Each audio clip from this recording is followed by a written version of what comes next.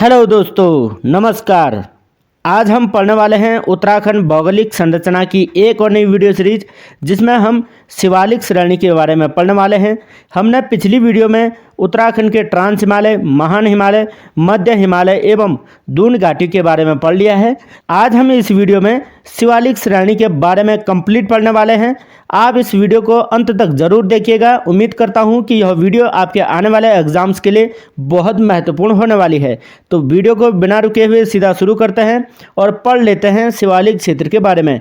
शिवालिक श्रेणी के बारे में पढ़ने से पहले हम कुछ महत्वपूर्ण चीज़ें जान लेते हैं, जैसे शिवालिक श्रेणी की उत्तराखंड के भूभाग में स्थिति क्या है और कहां पर यह स्थिति पाई जाती है। यानी शिवालिक श्रेणी एक ऐसी श्रेणी है जिसे कि हम हिमालय का पाद क्षेत्र कहते हैं या हिमालय का चरण कहते हैं। दरअसल यह शिवालिक श्रेणी उत्तराखंड के दून घाटियों के बाद आने वाला एक प्रमुख श्रेणी स्थल है और यह दून घाटियां तथा भाबर प्रदेश के मध्य में पाई जाती है। या हम यह कह सकते हैं कि मध्य हिमालय तथा भाबर प्रदेश के बीच में जो श्रेणी फैली हुई है उसे हम शिवालिक श्रेणी कहते हैं। यह शिवालिक श्रेणी हिमालय के सबसे नवीनतम भागों में से एक है, क्योंकि इस शिवालिक श्रेणी का निर्माण सबसे नया काल में माना जाता है। यानी हिमालय निर्माण के समय में सबसे पहले ट्रांस हिमालय बना था, उसके बाद महान हिमालय बना और मध्य हिमालय तथा साथ ही साथ दून घाटियाँ भी निर्मित हुई थी। उसके पश्चात शिवालिक श्रेणी का निर्माण होता है। तो आइए इस शिवालिक श्रेणी के बारे में महत्वपूर्ण जानकारियाँ पढ़ लेते हैं। जैसे कि शिवालिक को बाह्य हिमालय या हिमालय का पाद भी कहा जाता है, यानी हिमालय का चरण कहा जाता है। इसलिए कहा जाता है क्योंकि इस शिवालिक श्रेणी के बाद मैदानी एरिया लग जाता है और जो हिमालय के उच्चावज होते हैं उनका अंतिम उच्चावज शिवालिक श्रेणी ही होती है। यानी हिमालय के निम्नतम भागों में यह श्रेणियाँ पाई जाती हैं, इसलिए इसे चरण या पाद कहा जाता है। बाह्य हिमालय इसलिए कहते हैं क्योंकि यह अंतिम हिमालय श्रेणी है, इसलिए इसे बाह्य हिमालय श्रेणी कहा जाता है। जबकि इस शिवालिक श्रेणी का प्राचीनतम नाम था मैनाक पर्वत, यानी इसे मैनाक पर्वत श्रेणी भी कहा जाता था। एक इम्पॉर्टेंट नोट हम याद रखें, वह है कि शिवालिक श्रेणी नवीनतम वलित श्रेणी है। वलित का मतलब होता है जो मोड़दार प्रकार से बनी होती है। वैसे पूरा हिमालय ही वलित आकार में बना हुआ है, लेकिन शिवालिक भी वलित आकार में बना हुआ है। यह शिवालिक श्रेणी सबसे नवीन पर्वत श्रृंखला है और नवीन होने के कारण यहाँ पर अधिक जीवाश्म भी पाए जाते हैं। जीवाश्म का मतलब है कि पेड़ पौधे, जीव जंतु आदि के अंश पाए जाते हैं शिवालिक श्रेणी के अंदर। और शिवालिक श्रेणी का शाब्दिक अर्थ होता है शिव की भौहें। यानी ये शिवालिक श्रेणियों की जो आकृति है वह मानो ऐसा लगता है कि शिव की भौहें होगी। भौहें का मतलब है आँखों के ऊपर जो भौहें बनी होती है, उसी के प्रकार की आकृति यह शिवालिक श्रेणी बनाती है। इस शिवालिक श्रेणी की उत्तराखंड में औसत चौड़ाई 10 से 20 किलोमीटर पाई जाती है, जबकि इसकी समुद्र तल से औसत ऊंचाई 700 से 1200 मीटर के आसपास पाई जाती है। और इस शिवालिक श्रेणी में पूरे उत्तराखंड की सर्वाधिक वर्षा होती है। यानी वार्षिक वर्षा का जो आंकड़ा है वह 200 से 250 सेंटीमीटर होती है। और शिवालिक श्रेणी ही ऐसा भूखंड है जहां पर उत्तराखंड में सर्वाधिक वर्षा होती है प्रति वर्ष। शिवालिक श्रेणी में अच्छी सुखद जलवायु पाई जाती है, जिसमें कि ग्रीष्मकाल का तापमान 29 डिग्री से लेकर के 32 डिग्री सेल्सियस के आसपास रहता है, जबकि यहाँ पर शीतकाल का तापमान 4 डिग्री से लेकर के 7 डिग्री के आसपास तक पहुँच जाता है।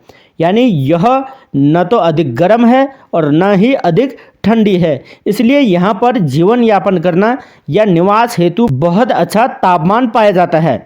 और इस शिवालिक प्रदेश की जलवायु गर्म शीतोष्ण प्रकार की जलवायु पाई जाती है। यानी यहाँ पर गर्म जलवायु भी है और शीतोष्ण, ठंडा और गर्म टाइप की जलवायु यहाँ पर पाई जाती है। इसलिए यहाँ पर न ही अधिक सर्दी लगती है और न ही अधिक गर्मी होती है, इसलिए यह बेहद अनुकूल परिस्थिति वाला जलवायुयुक्त प्रदेश है। इस शिवालिक श्रेणी में राज्य के सर्वाधिक पर्यटन केंद्र भी हैं और यहाँ पर वर्ष भर में अत्यधिक पर्यटन किया जाता है। और इस शिवालिक श्रेणी में पर्यटन के साथ साथ यातायात आवागमन भी बहुत अधिक होता है। एक इम्पोर्टेंट जानकारी हम याद रखते हुए चलें कि शिवालिक श्रेणी व मध्य हिमालय के मध्य एक सीमा रेखा पाई जाती है जो कि शिवालिक और मध्य हिमालय को अलग अलग करती है। उस सीमा रेखा का नाम है वृहद सीमांत दरार यानी ग्रेट बाउंड्री फॉल्ट। इसे हम GBF भी कहते हैं, यानी शिवालिक तथा मध्य हिमालय को अलग अलग करने वाली जो एक सीमा रेखा है या एक बाउंड्री है उसे हम ग्रेट बाउंड्री फॉल्ट कहते हैं, यानी बृहद सीमांत दरार कहते हैं। तो यह थी शिवालिक श्रेणी से संबंधित कुछ महत्वपूर्ण जानकारियाँ। इससे जुड़ी हुई कुछ अन्य जानकारियाँ और हैं, वह हम आगे पढ़ लेते हैं।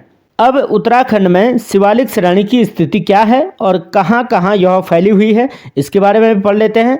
पहले एक इम्पॉर्टेंट नोट हम याद रखें कि शिवालिक में भूस्खलन व कटाव के कारण गहरी घाटियाँ पाई जाती है, यानी यहाँ पर गहरी गहरी घाटियाँ पाई जाती है। तो उन घाटियों का कारण है कि यहाँ पर भूस्खलन अधिक होता है। इस भूस्खलन के कारण ही गहरी गहरी घाटियाँ पाई जाती है। और शिवालिक श्रेणी हिमालय के सबसे बाहरी यानी दक्षिणी छोर पर स्थित है और इसीलिए इसे हिमालय का पाद प्रदेश कहा जाता है। और इस शिवालिक श्रेणी का उत्तराखंड में कुल 7 जनपदों में विस्तार है और वे 7 जनपद हैं देहरादून, हरिद्वार, टिहरी, पौड़ी, अल्मोड़ा, नैनीताल और चंपावत। और यहाँ पर भी अधिक विस्तार इसका नहीं पाया जाता है, मात्र 10 से 20 किलोमीटर के बीच इसका विस्तार पाया जाता है। इसलिए देहरादून के केवल दक्षिणी क्षेत्र में यह पाया जाता है, हरिद्वार के उत्तरी क्षेत्र में और टिहरी के दक्षिणी क्षेत्र में, मध्य पौड़ी, अल्मोड़ा के दक्षिण क्षेत्र में और नैनीताल के मध्य क्षेत्र में तथा चंपावत के दक्षिण प्रदेश में इसका विस्तार पाया जाता है। और साथ ही साथ राज्य में वनों से आच्छादित प्रदेश भी शिवालिक श्रेणी ही है। यहाँ पर वनों से आच्छादित प्रदेश अधिक पाए जाते हैं, यानी वन सघन पाए जाते हैं शिवालिक श्रेणी में। इसलिए शिवालिक श्रेणी पर्यावरण की दृष्टि से भी बेहद महत्वपूर्ण है। इस शिवालिक श्रेणी को भूगर्भवेत्ताओं ने एक निश्चित कालक्रम में रखा है और उन्होंने बताया कि इसका जो निर्माण काल है वह 1.75 लाख वर्ष से 3 करोड़ वर्ष पूर्व इसका निर्माण हुआ था। इसका निर्माण का कार्य 3 करोड़ वर्ष पहले हुआ था और 1.75 लाख वर्ष पूर्व इसका निर्माण कंप्लीट हो गया था। और इसका निर्माण काल माना जाता है मध्य मायोसीन से निम्न प्लीस्टोसीन युग तक। और इन 2 युगों के बीच में इस शिवालिक श्रेणी का निर्माण होता है। और यह भूभाग वर्तमान में बालू, कंकण, गोलाश्म तथा संपीड़ात्मक चट्टानों की मोटी परतों से निर्मित है। संपीड़ात्मक चट्टान का मतलब होता है जो सिकुड़ी हुई चट्टान होती है, संपीड़न जिनमें होता है यानी सिकुड़ी हुई चट्टान। और इन चट्टानों की मोटी परत से इसका निर्माण हुआ है और यहाँ पर बालू भी पाया जाता है, साथ ही साथ कंकड़ पत्थर और गोलाश्म पत्थरों के टुकड़े पाए जाते हैं।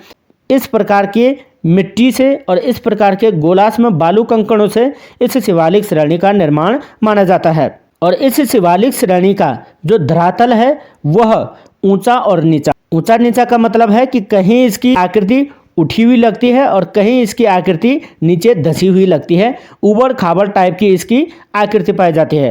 और साथ ही साथ इस शिवालिक श्रेणी में तीव्र ढाल भी पाया जाता है और इन्हीं तीव्र ढालों में भूस्खलन की क्रियाएं अधिक होती हैं। और इस शिवालिक श्रेणी को हिमालयी नदियों द्वारा जगह जगह पर खंडित किया जाता है। वह कैसे किया जाता है? जैसे इस शिवालिक श्रेणी की आकृति इस प्रकार से है, शिव की बाहों की आकृति है और यहाँ ऊपर से नदियाँ इसमें आती हैं और नदियाँ बीच से इसको खंडित कर देती है, यानी 2 भागों में बांट देती है। जैसे यहाँ से गंगा नदी आती है, यमुना नदी आती है या यहाँ से अन्य कुमाऊँ की नदियाँ आती है तो उसे खंडित कर देती है। इसलिए क्योंकि शिवालिक श्रेणी की ऊंचाई भी अधिक नहीं है और नदियाँ अपना मार्ग भी नहीं बदल सकती, इसलिए उन्होंने इस शिवालिक श्रेणी को बीच से काट करके खंडित कर दिया है। और आज यह शिवालिक श्रेणी खंडित रूप में हमें देखने को मिलती है। और इस शिवालिक श्रेणी के उत्तर में मध्य हिमालय है तथा इसके दक्षिण में भाबर प्रदेश आता है। और मैंने बताया कि इस मध्य हिमालय तथा शिवालिक श्रेणी के बीच में एक बाउंड्री है जिसे हम ग्रेट बाउंड्री फॉल्ट भी कहते हैं।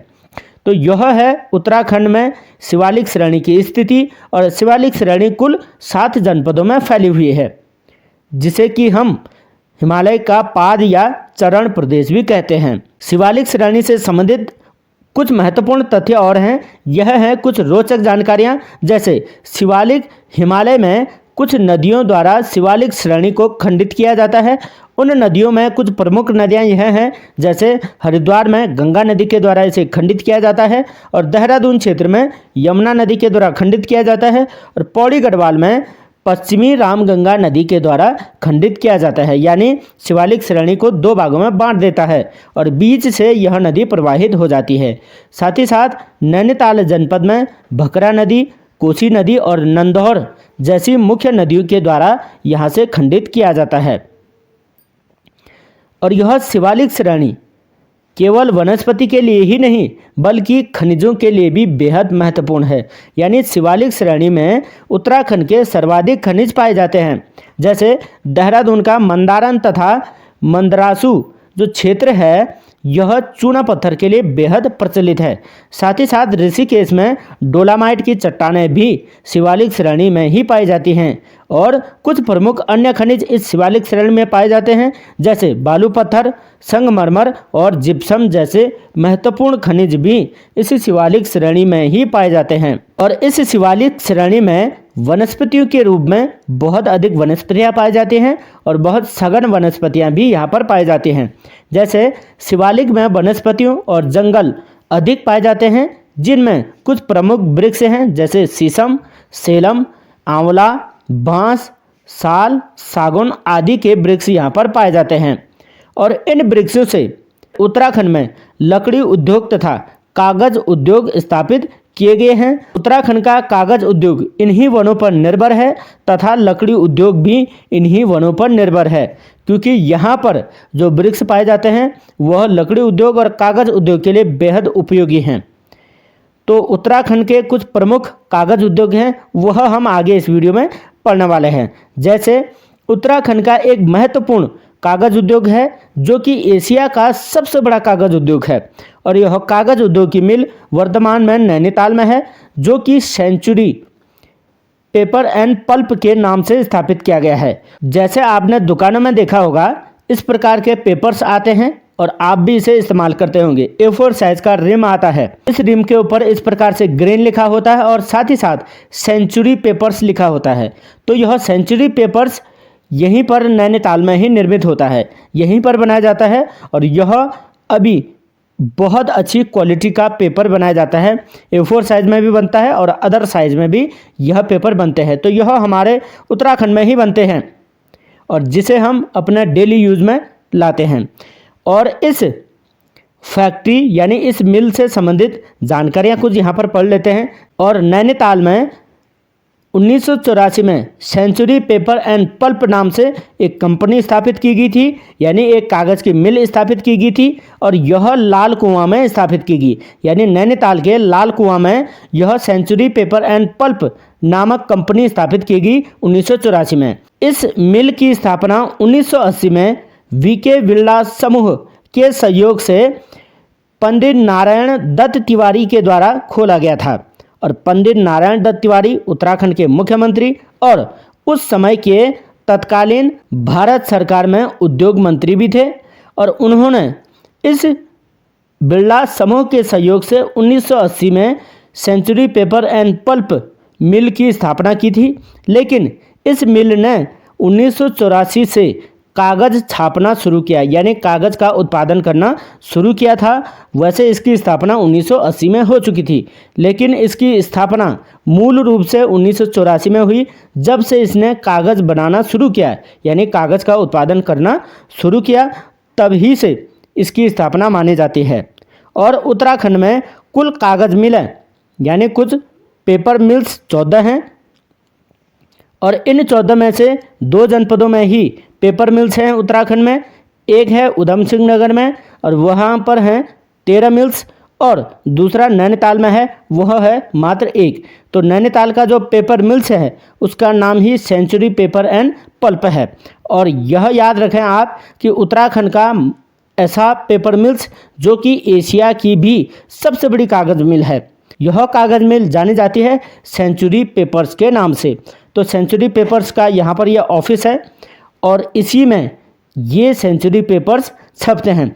यह थी आज की हमारी एक महत्वपूर्ण वीडियो सीरीज और इसमें हमने शिवालिक श्रेणी से संबंधित महत्वपूर्ण जानकारियां पढ़ ली है। तो आप हमारे टेलीग्राम चैनल को ज्वाइन करने के लिए टेलीग्राम की लिंक को क्लिक करें और वहां से आप टेलीग्राम चैनल ज्वाइन करें। वहां पर आपको हमारी वीडियोज़ की PDF भी प्राप्त हो जाएगी। तो आपको यह वीडियो कैसे लगी आप कमेंट बॉक्स में आकर ज़रूर बताएं और अपने दोस्तों में शेयर करना न भूलें। तो आज के लिए बस इतना ही। वीडियो को अंत तक देखने के लिए बहुत बहुत धन्यवाद।